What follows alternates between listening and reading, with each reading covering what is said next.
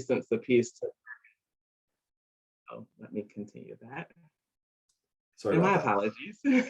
No worries. So oftentimes, if you're going to Target, the postcards are smaller size. Every door direct mail, you get a much larger surface to deal with. It could be as large as this. Oh my gosh, let me just take off my background. Well, it can be as large as a 12 by 15, I'll say that. So you get that much more landscape to to put your message out there on both sides of your flyers. And so oftentimes I've had realtors that may partner with another realtor in the office at 20 cents a card, split the difference. One may get the front side and the other get the back side, however you decide to work it out. I've had realtors partner with loan officers. You just get creative in how you want to display your message and to draw your customers to you for your service. And so what I want to go over currently is the marketing tool, the mapping tool that we have. And so I'll share the screen so that you all are able to see exactly how to get there. Let's see.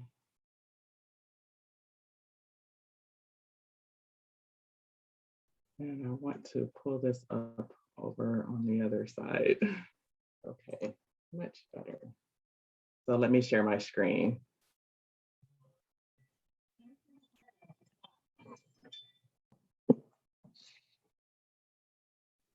So, and sharing my screen, I wonder if I can move this over a little. Yeah, I'll put that there.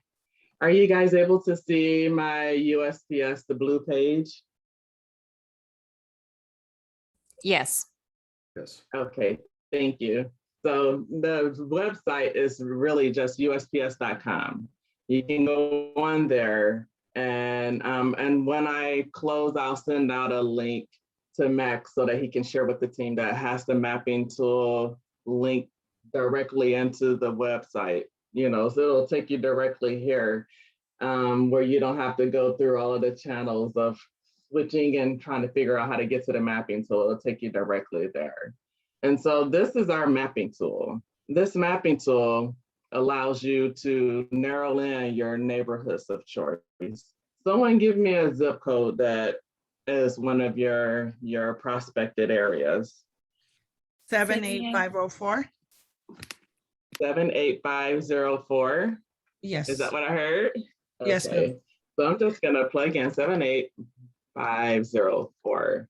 Okay, and I'm gonna tell it to search.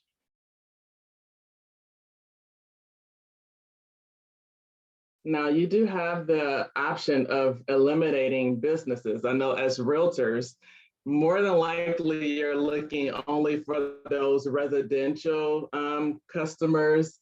So for the sake of this presentation, I'm just going to select residential only. And so that is done.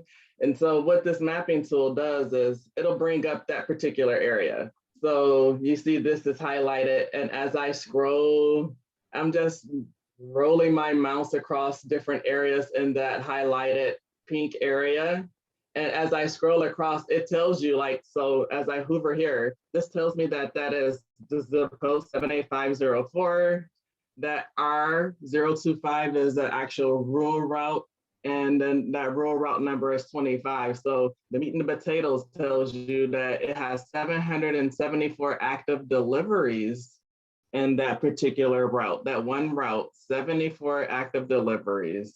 The age brackets, about 14.8% are between the ages of 25 and 34.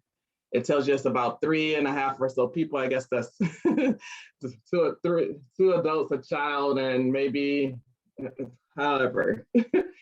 From there, it tells you what the income is as you look over towards the income section, and the cost to target all 774 active deliveries on that route would be $154.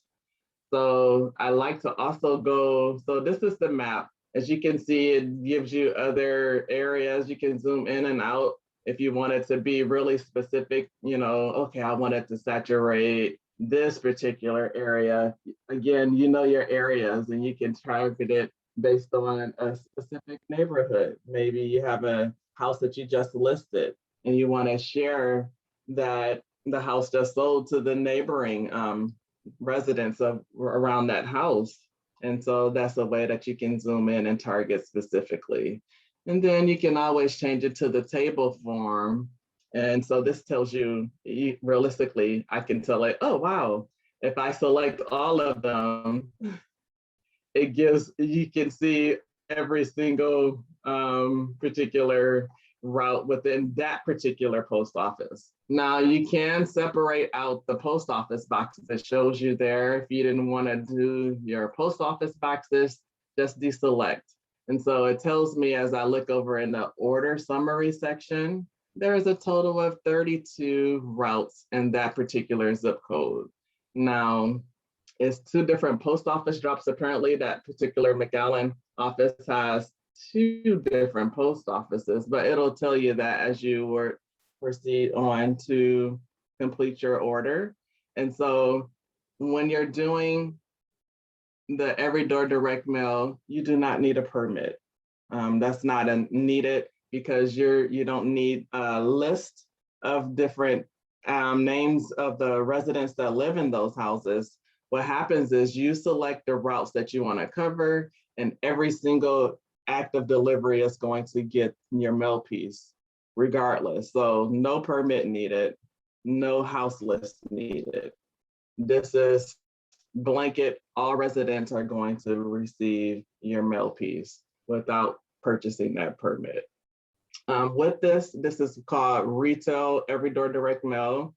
You can only do up to 5,000 houses in one day. So oftentimes realtors and even regular businesses outside of real estate, they may decide to do like the first 5 or 10 routes. Okay, and drop them off this particular week and circle back in a week or 2 weeks until you've exhausted the cars that you ordered.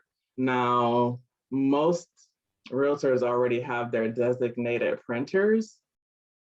That's fine. The only thing that they would have to do is make sure that the EDDM mail piece meets a certain guidelines. And so that's something as simple as card stock. And there's a few different items that would need technically to be on that mail piece. And let's just scroll over so I can walk you through. Okay, so as you can see, this is every door direct. Now, I'm sure most people already get tons and tons of every door direct mail pieces. You have the creativity of, again, it works great for real estate agents. You get a whole lot more than just a simple postcard. You're able to, again, saturate your neighborhoods of choice with the mapping tool and pretty much target, again, the customers that you want to target. So let's get into pricing. And this did go up slightly since this presentation was put together. It went up to 20 cents per piece as opposed to 19.2. And so these are some of your current specs that are needed for the mail piece. Of course, there's no mailing fee or a permit fee. You literally are able to, once you select with the mapping tool your area of choice, you have the option of paying online right then, or you can pay once you actually drop those cars off at your local post office. And so the things that would be needed would, and this is something that you would talk with your printer. I do have some information again that I'll send out to Mac, and Mac can share with the team. So the only ask, you have all of your design that you want to do on that mail piece, but on that mail piece, it does need to say have this, which is the equivalent of a stamp. Your printer will have that put right on the mail piece. So it has this indicia is what we call it. And then somewhere on the mail piece. And as you can see, these are the size dimensions and guidelines. A common size is a 6.5 by 9. That's one of the most common sizes that I see. Occasionally, we may have some that does the full 15 by 12, but usually it's a trifold. And so you can like open it up and you see, maybe some houses that you recently sold or some that are new on the market. Again, you have complete control over what you want that mail piece to look like. And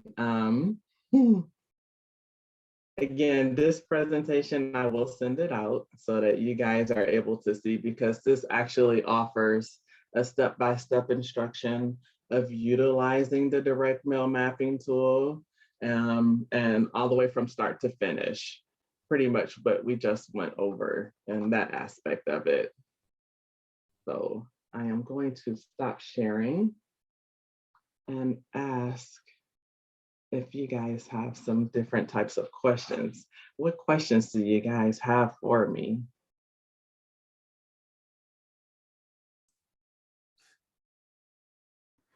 Any questions?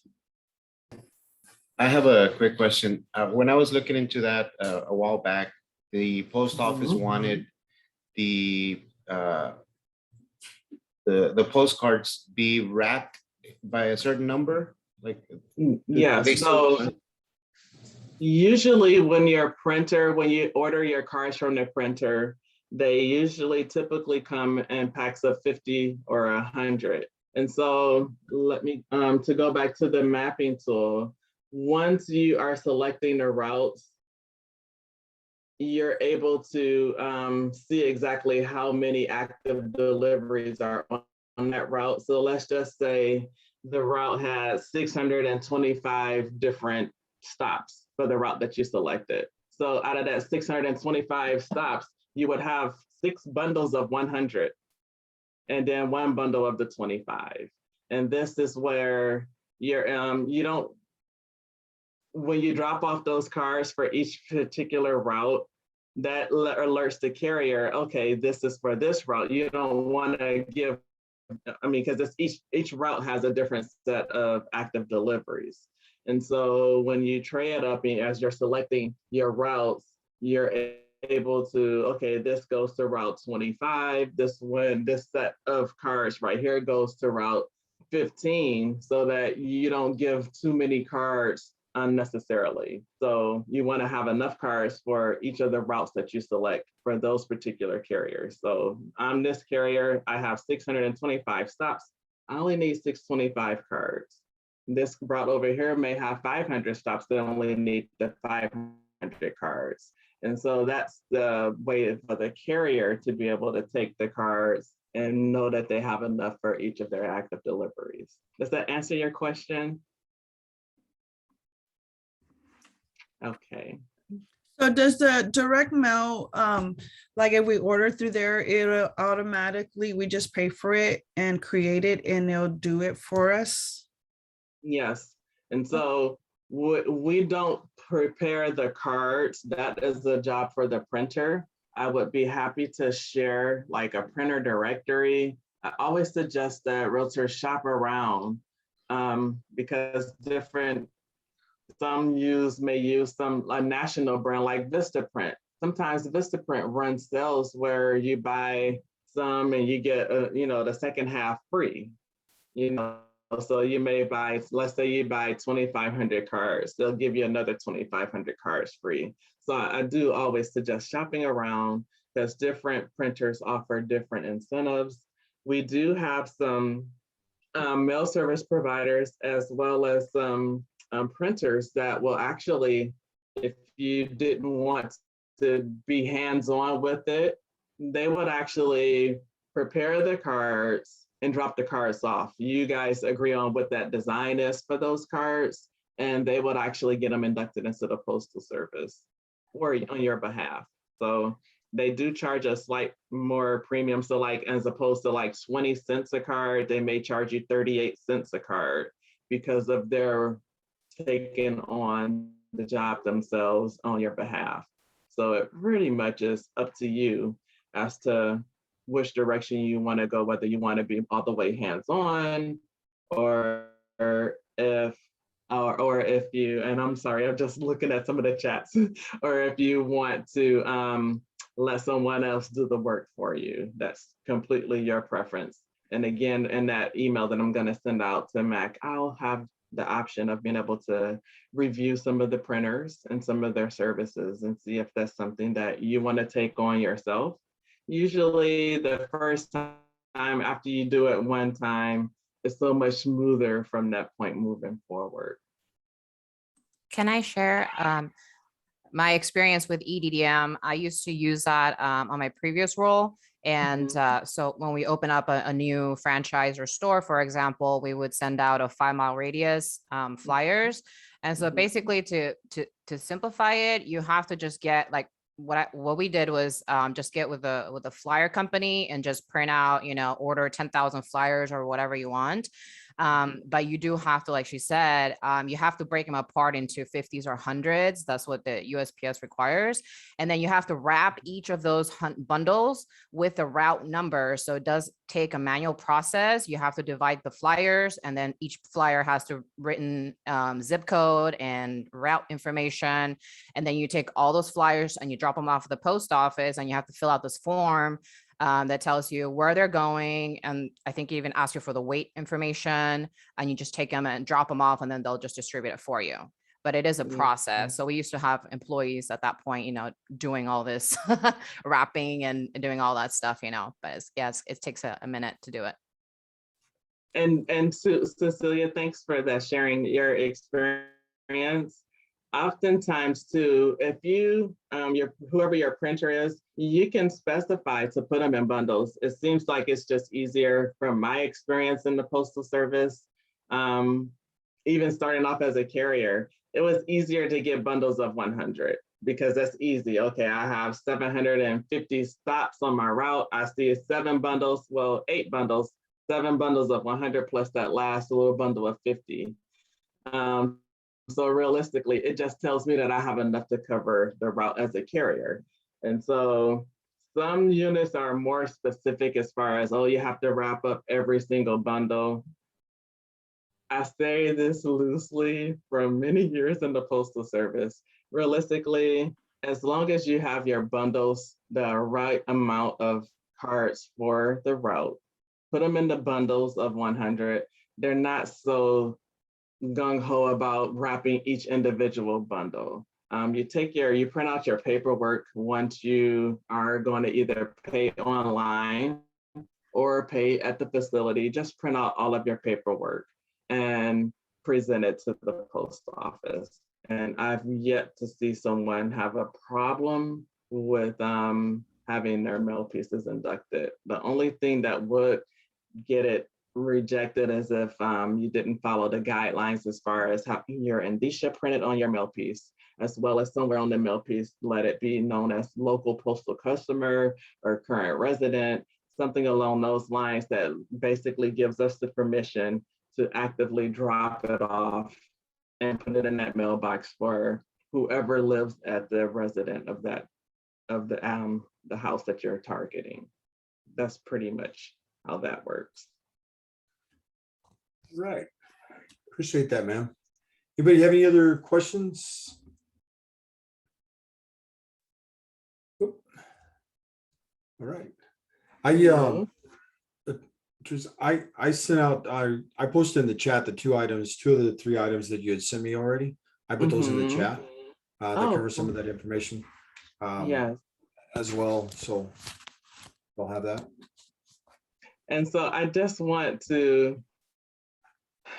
to share. So again, EDDM, really cost-effective way without needing a permit, as well as needing a housing list to target different customers. There are so many other things that you can do with the mail. And even with the EDDM, you're actually able to do something as simple as like put a QR code, something along those lines on the mail piece so that you're able to track and get the data from it.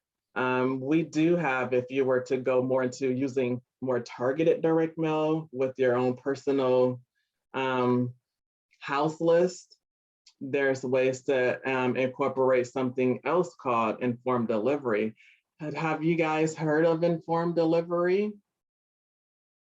Yes. Yes. And so I take it that you have it. Do you have it, Matt, where you're able to see what's coming? Absolutely use it. In fact, I was sharing some information about it yesterday. For me and what I do and the traveling and different things, it's absolutely fantastic. I know exactly what to expect and make sure that there's no issues and et cetera. And it makes it so much easier to put the mail on hold or whatever you need to do as well. It's a great system. Yes. So you know your experience from a consumer's point of view. Switch gears from a marketer's point of view. You're able to have you ever, when you get your informed delivery campaign, so as a consumer, you get to see an image of what's coming to you in the mail. Before it even reaches your mailbox, it hits our machines, scans, and so you get a grayscale image of what's coming to me, whether it's bills, et cetera. So with an informed delivery campaign, this gives you the ability to make that mail piece work that much harder from you from a marketing standpoint. So from a marketing perspective, you incorporate an informed delivery campaign. This allows your customer, one, to see what's coming to them long before they get it.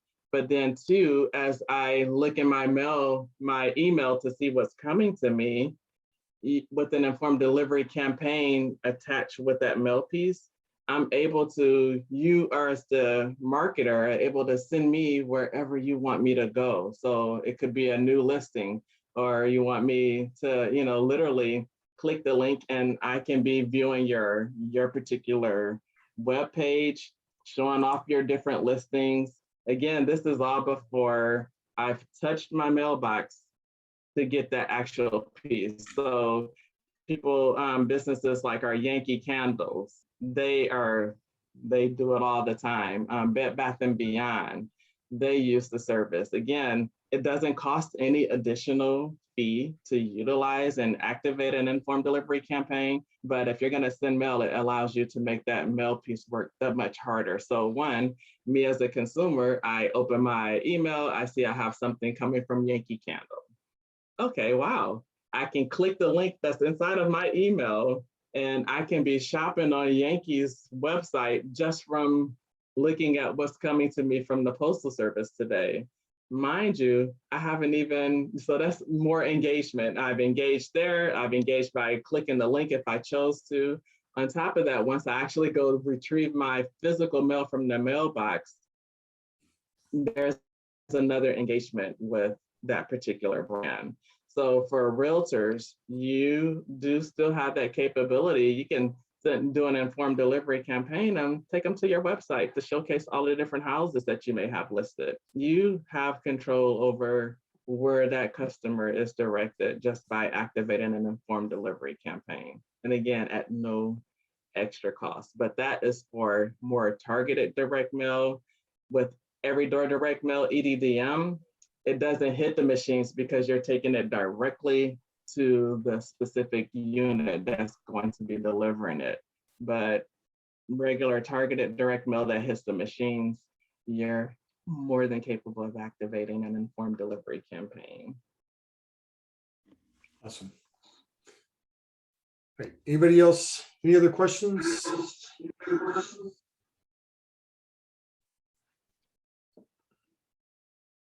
All right, well, certainly appreciate all the information, man.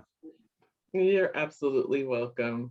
And if anyone has any questions or are a little shy to talk directly, you can always reach out. I'll be happy to assist with some of your questions, maybe make some suggestions on some ways to enhance what you're currently doing with your marketing strategy. I'm just a phone call away, okay?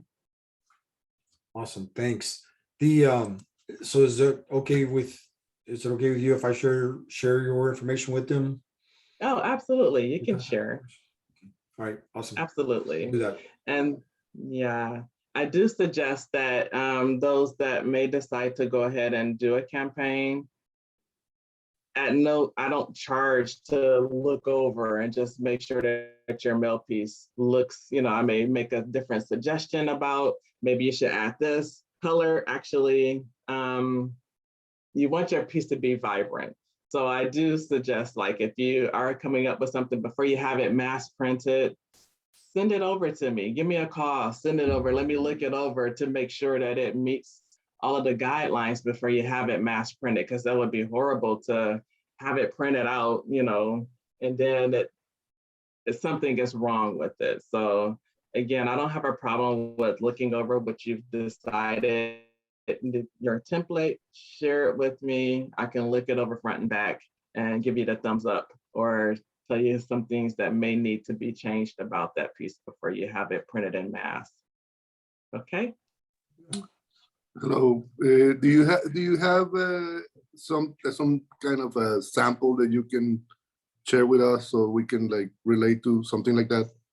Yeah, so in the presentation, I'll send over a boatload of different information for both direct mail as well as every door direct mail. I know it sounds the same, that's the postal service's way, but the every door direct mail, no permit, no list needed. Targeted direct mail, you would definitely need a housing list of people and addresses so that you're able to target your specific people. But yeah, I'll send over information on both, as well as some examples so that you're able to see mail in action, as well as a step-by-step video. We have a YouTube video. It's probably about maybe 15 minutes long. It'll take you literally from point A to Z if you just, watch the different videos. So I'll share that as well with Mac, and Mac, you can share it up with your team. And again, all of my contact information is available. So if you, get stuck, don't hesitate to reach on out. I'm here to help. Thank you. for Thanks a lot. sharing. You're that, welcome. ma'am. Not a problem. Well, thanks you guys for having me on. I look forward to seeing some of your mail pieces as you guys some of you may collaborate with one of your other agents and put out a wonderful piece. So thanks for again having me on. Everyone, Happy New Year. If I don't talk to you before then, enjoy the holiday time and still be safe with everything that's going on in the world. And that's pretty much all that I have. Right. Appreciate it, man. Thank you very much. Thank you. You're welcome. Take care, Thank everyone. you. You too. Happy You're New Year. welcome. Thank you. Bye-bye.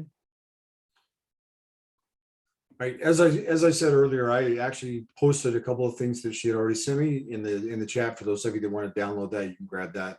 Once I get the other information from her, I'll go ahead and post that. I'll actually probably email it out and post it in the Facebook group so everybody has access to that as well. And we can use that. To get us going on the other part of this morning, I appreciate everybody being here. There's a let me go right here. I want to also share with you a couple little things before we jump right in the middle of this, if I could.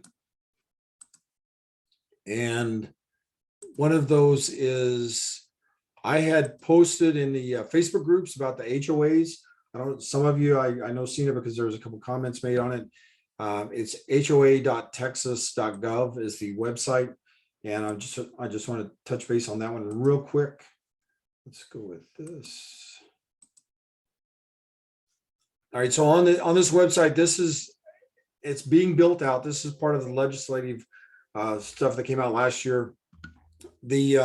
All the HOAs are supposed to have their information on here. So if you have not played with this, you can go in here and do a search for the certificates. And when you do the search for the certificate, let's say we want to do Hidalgo County, for example,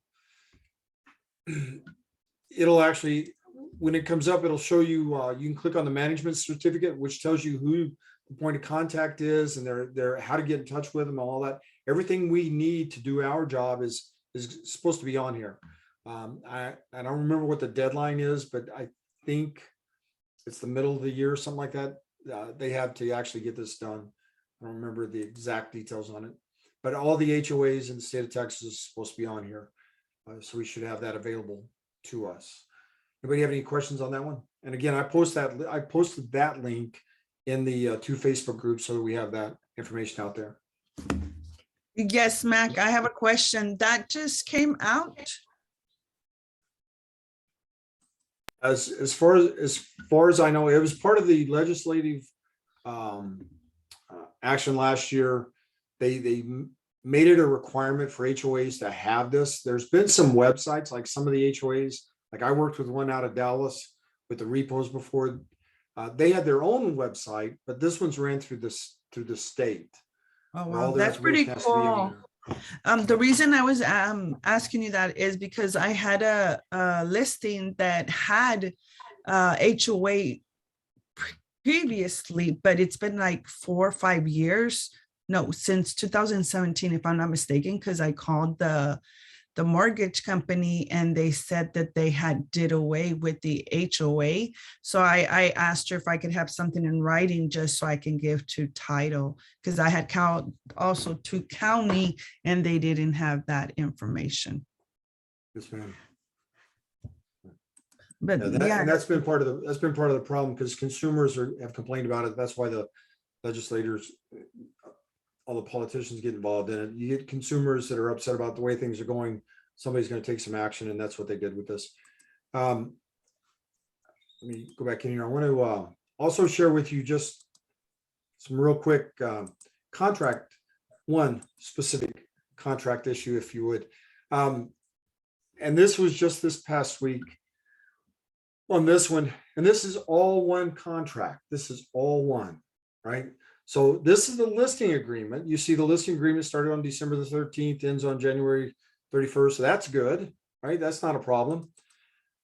But take a look at this one. So this is where they signed the listing agreement. The date of the listing started on the 13th, but the seller didn't sign it until the 19th. And the agent didn't sign it until the 20th. Based on what's in here, the listing agent didn't sign it until the 20th. Why is that important? And most of you get this, so just share the information if you will. I want you to take a look at this slide. This is the same package, The effective date on the contract in this package was December the 17th, but yet they didn't sign the listing until the 19th and the 20th, right? And we're going to take that just a step further. That's the effective date on the contract right there. Look at those signatures. That's the signatures on the contract. So we have the effective date of the 17th, but they didn't even sign it until the 19th and the 20th. So they signed, based on this, they signed the contract, the listing agreement, and everything else all together. That's the kind of thing that can create some issues. And then you want to add to that, we have both sides of this. So we have 100% of the responsibility on this.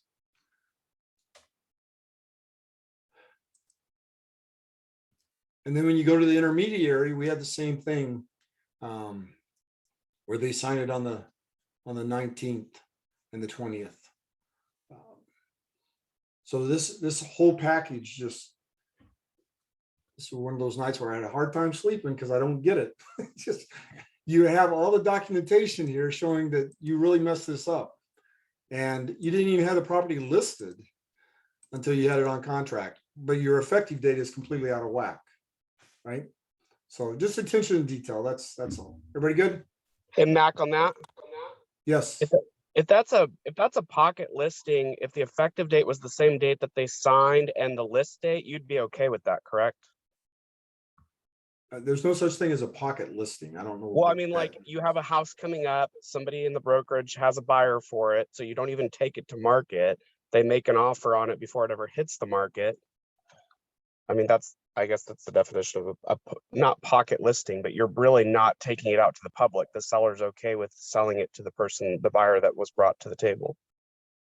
just be real careful with that so that we don't have any issues coming up. Any listing you have, in my opinion, should be an MLS, period.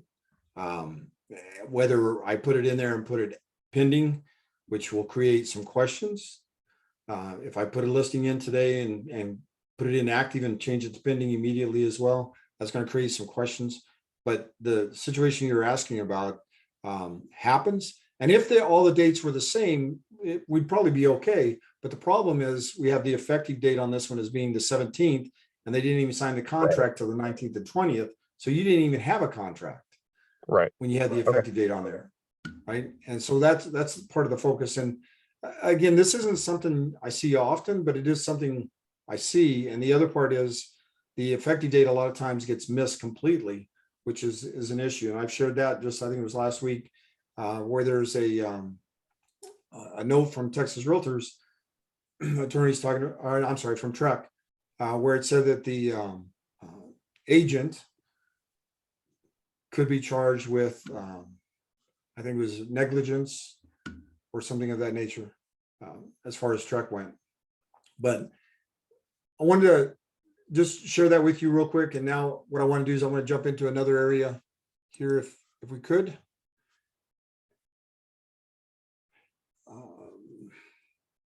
Let me open this up. When we're talking about the numbers and knowing the numbers and what you have going on, some of this you guys are familiar with. Some of you have worked with this.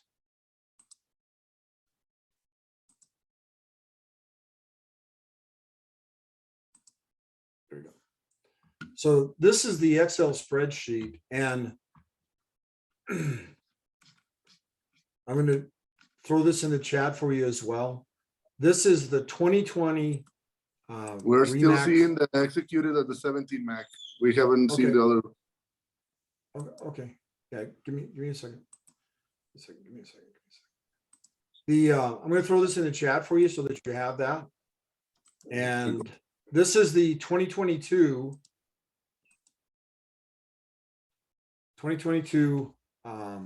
Remax business planning sheets. And this one that we have on the screen is the conversion tracking log. And every one of these, with what I'm putting in the chat for you, and I hope to, before the day's over with, actually throw these in the Facebook group as well, so that you have that. But inside this folder that I just put in the chat, you have this one in there, and this is a conversion tracking. So I can keep track of what I have going on, because that's one of the biggest issues in working with, especially with fairly new agents or seasoned agents that's trying to take their business to another level. When you start talking to them about how many contracts did you write last year? And if you don't know how many you wrote, that can tend to be a little bit of an issue. I can remember in July of 2017, when I first joined Remax Elite, asking an agent who said they were looking for some help, what did you do last year and what have you done so far this year? How do they compare? She's like, oh, I don't know. I need to go ask Brenda, which is great. Brenda was the office manager. She kept track of everything. But if you as an agent don't know how many contracts you've written or where you're at, it's hard to help, is my point. And that's where this comes into play, because it's a conversion tracking sheet, so that I can actually, and there's an example on the right-hand side of information you can put in there. How many times have you tried to contact this person, or have you contacted them? What was their lead source? How did you get the source? Was it a call, a text? What was it, an email, right? If you track this, you can fine tune the type of prospecting you're doing to make sure that you're hitting the area you want to hit. And if you're not getting results on it, I've shared that before. If you're not getting the results from it, change it. I used to do a lot of newspaper advertising. And when I realized that I was paying for this and I'm not getting anything out of it, we cut that completely. A real estate source and newspaper used to do a lot of it. Cut it out completely. It's not necessary for the general advertising. And trying to fit everything within what's giving you the results that you need to get. And in fact, I've shared that before. I'd run an ad for a Sunday in the Valley Morning Star back then was $150. But when I'd have the open house and I asked people, how did you find out about the open house? And they'd say your sign. So why am I spending $150 if it's not generating any interest? Right? Signs work better. So we got rid of the open house signs. This conversion sheet is for you to track what's going on and where you're getting the business from. And then it actually does a summary for you. And this is the key part, because this is the one that will actually show you what's going on. How many times, because if I ask you how many contracts have you written for the year and you say 50 of them, where did they come from? Well, they came from for sale by owners, or they came from my sphere of influence. On the ones that came from your sphere of influence, or the ones that came from for sale by owner, how many times did you actually have to talk to them before you actually got them on paper? Right? So that's what this gets into. When you can break those numbers down, it helps you understand what you need to do. And some of you've heard this before, but the old Mike Ferry thing, as long as it's duplicatable and predictable, I know what I need to do whenever I get in a situation where I want to increase my income, or I want to increase my productivity, or if I run into a dead spot, what I need to change. As long as it's duplicatable and predictable, I'm able to work with all of that. So the other thing that's in that folder that I put in the chat is the actual agent business planning calculator. And on this calculator, if you go through it, it has, so you have your aspirations. What do you want, right? And it's want, desire, passion, and it explains what some of that is. And then it gets into, and you can plug in what the requirement is dollar-wise.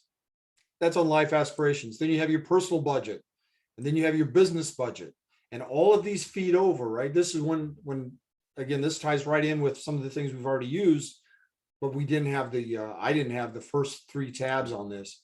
So then you go to the financial model, and this is the part everybody that went through new agent training has seen this. We've worked with this. This gets you in your financial model, and then it breaks it down to your operations, listings, buyers, and it will all start with the life aspirations.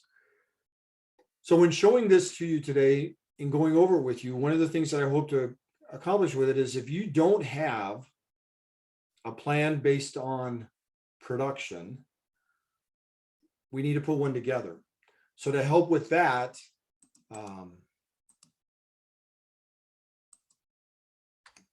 I just put a recording in the chat that you can also have.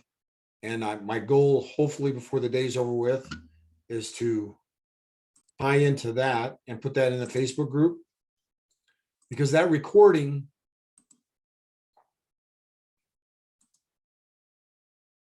I just put in there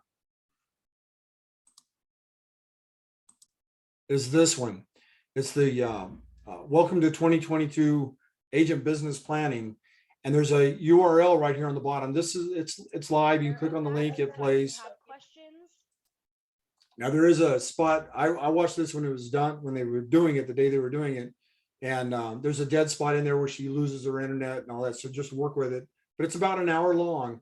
But there's a URL here, that HTTPS, right? That URL that's right there. That will take you to the documents that I put in the chat for you as well. But she walks through the entire how to use the workbook, how to use the Excel spreadsheets. She walks through all of that in detail in about an hour. So it's pretty fast paced. But if you're not doing that, it's something you should do before the 1st of January walks around. On the 1st of January, you should be able to say, I have my plan, I'm ready to go. Know what you need to do, know how you're going to do it, and put that on paper.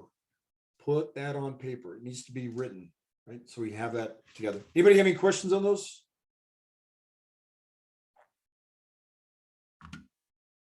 Okay. Those of you on this webinar with the business planning, this is actually really, really good if you'll take the time to listen to it. It's really good. We'll leave it at that. So I've shared the handouts with you. We have the video in there. The next thing I'd like to just touch base on, if I could, real quick, is those of you that are tied into the calendar. I should have got a notice last night or this morning. I don't actually remember when I did it, but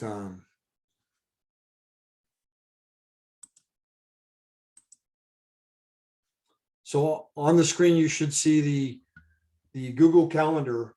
And what I've done with this is I've gone all the way through January. I mean, through January.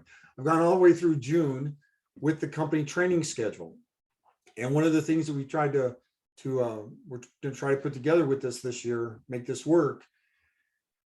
Not try, we are going to put this together and make this work. Let's say January the 4th, for example. When you click on that, if you have access to the Google Calendar, and if you don't, let me know and I can do that as well, or we can try to do that again. Almost everybody's had their name added to it at one time or another. Some of you may have been just last night, some of the newer people. But anyway, so let's say January the 4th, we're going to do listing presentation with role plays. We're going to do it via Zoom. However, what I've done different this year than what we had last year was every Zoom meeting we have is the same link for the entire year. I've got that set up. It's for the entire year. We got the same link. So we don't have to worry about that aspect of it. So you can cut and paste that someplace or copy this. To copy this over to your schedule, all you have to do is click on these little 3 dots and you can copy it over to whatever you want to call it. If you're using the Google Calendar. The other thing that I've done with it is the handout. If it's a momentum class, like the listing presentation, the handout that I have with that is the listing conversion from momentum. I've actually included the handout with that class. So you can go in and click on it. If there's a handout for it, you can go in and click on it and actually see what's there for that particular class. If there's not a handout like this one, contract presentation role play, on this one, there's not a handout for it because we're going to actually go over the 1 to 4 family contract, or actually a contract presentation, right? But on this one, if you'll take a look at it, one of the differences is you notice right here where it has HGN. So what we're going to be doing is we're going to be trying to do those live and via Zoom. So for example, on the 11th, I'll be at the Harlingen office. We'll do a lot for anybody that's there in the office. We'll be live, but we'll also have it via Zoom for everybody else. And for every one of them, and what I try to do is rotate this around. So on the 19th, we'll be in Corpus Christi. And there we're going to be doing live in Corpus, but via Zoom for everybody else. And on this particular one, we are going to cover Code of Ethics. And it's not a CE, it's just a 1-hour shot. NAR's Code of Ethics. And why would we want to cover NAR's Code of Ethics in January? Anybody? Because it's a new year. It's a new year. Okay, so how does that have an impact on our Code of Ethics, Alex? So I mean, people may have forgotten what they need a refresher, what needs to get done. That's good. So, I like the way you think, but it's not CE, so it's not a required thing. But NAR's Code of Ethics gets updated the 1st of January every year. It's what they cover. Yes, Monica, thanks. Because of the changes, absolutely. So January the 1st, the new Code of Ethics comes out from NAR. So in my experience, I've had brokers say every January they do training for their agents so that they can actually cover the Code of Ethics and any possible changes that have been made to it. I like that idea, so I threw it on here. We're going to do it live in Corpus via Zoom for everybody else. So that's just January's schedule. And then here, we're going to go to Mission on the 25th. So you guys can actually see where this is at and what's going on with it. Again, here on the 25th, we'll be in Mission. We'll do the 1 to 4 family contracts, the 1 to 4 family and other contract forms, just the contracts. There's 6 of them, right? We'll cover those. And there's no handout for it because we're going to be doing it with the actual contracts themselves. If I create something for it between now and then, we'll put it in there. Usually, if you look at the handouts, like the one that was up here, it's going to be the momentum handouts is what I usually use on this stuff. So, Anyway, I just wanted you to see that, so you'll be able to see every one of the different offices as well. We're going to try to make that work. Again, we'll be in Mission on February the 1st, and we'll be doing scripts, prospecting scripts, things like that. But it'll be live in an office and via Zoom for everybody else. Anybody have any questions on the schedule? What to expect? And that's basic. Like I said, everything from January through June is complete. It's on your schedule, so you can take a look at it and plan accordingly. And then before today's over with, I'll have the new agent training added in there as well. And we'll run with that. Trying to make some minor changes on that also. Yeah, that was what I was going to ask, Mike, new agent training. And so will it be kind of along the same lines where it'll just be the same link for maybe new agent training? Yes, ma'am. Absolutely. Good. Yeah. I want to create the same link for, and my goal with it, what I'm trying to set up with it is I'm going to try to, like last year, I had the company training for the entire year. This year, trying to add handouts to it and et cetera. Been a little slower, but because I'm trying to go back and that's the direction we want to go, that kind of thing. And so I'll do the new agent training. The goal was to have the new agent training for the entire year as well. So anytime you're talking to somebody about coming into the company, you know exactly when the next one's going to pick up and so forth. And I invite everybody, don't be discouraged from attending new agent training just because of the name of the class, new agent training. MAC covers, the basics of, a lot of the fundamentals. And so they're great refresher courses also if you're a veteran and, you just want a refresher or you don't, have any appointments that morning or whatever, just log in and listen to it. It's, a great resource. And with that being said, there's also a couple places in there where in the training where I'll be asking for some help, like Gabino, for example. You'll get an email today, and Eric as well. And if there's anybody else, like there was another agent that said this is their specialty, and I've included that. So without talking to them about it, but if you have something that you feel really, really good at, and you don't mind talking for a few minutes about it and sharing some tips and ideas, let me know about it and we'll filter it into the training sessions. Like in Gabino's case, and if he says no, then we'll find another way to do this, but tag him with that home snap again, because he's really good with that. And I think it's extremely beneficial. And then Eric was with the CMA, same thing we had set up from last year that we've worked on. But if you have anything that you're really good at, real estate related wise, just let me know and we'll plug that in there. Anybody have anything else? I have a question. The Google Calendar, will it be updated or we should already be able to see it? You should be able to see it right now. Okay, I'll try my computer because I checked the app and I don't see it, but I'll check my email. Yeah, maybe because of the way you have your app set up. I mean, it's the same setup. I didn't change anything. So it's the same setup last year. If you had it last year, you should be able to see it. But Yadi, first thing this morning, she goes, "Thanks for doing the calendar," because she's been yelling at me every day, "Get this done." That was her first comment. So I know everybody can see it that has access to it. Okay, I'll check. Yes, ma'am. Thank you. Anybody have anything else? So we're gonna wrap the year up looking pretty positive. Thank you guys for being. I know it's the last week of the year. Everybody's mentally checking out. So thank you guys. We had a really good attendance in the class today. So appreciate it. Yes. Yes, ma'am.